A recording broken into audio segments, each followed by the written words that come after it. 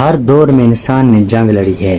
پہلی اور دوسری عالمی جنگ نے دنیا کا نقشہ بدل دیا، لیکن سب سے بڑا سوال یہ ہے کہ تیسری عالمی جنگ کب شروع ہوگی۔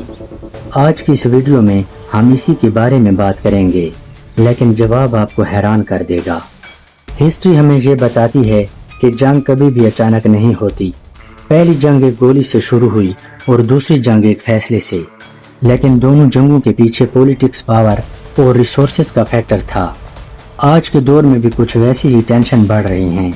رشیا اور یوکرائن کا کانفلکٹ، چائنا اور امریکہ کی ٹیکنالوجی وار اور مڈل ایسٹ کی انسٹیبلٹی، یہ سب ایک چین ری ایکشن کا حصہ لگتی ہیں۔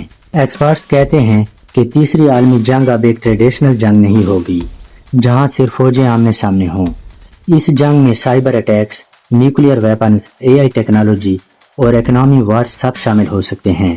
مطلب کہ ایک کلک سے پوری دنیا کا سسٹم بند ہو سکتا ہے، اور یہ جنگ فزیکل بارڈرز سے زیادہ ڈیجیٹل ورلڈ میں لڑی جائے گی۔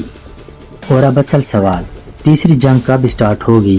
اس کا ایگزیکٹ وقت کوئی نہیں بتا سکتا، لیکن انٹرنیشنل رپورٹس کے مطابق اگلے 5 سے 10 سال یا پھر 10 سے 15 سال میں اگر کنفلکٹس کو کنٹرول نہ کیا گیا تو یہ جنگ کسی بھی وقت شروع ہو سکتی ہے۔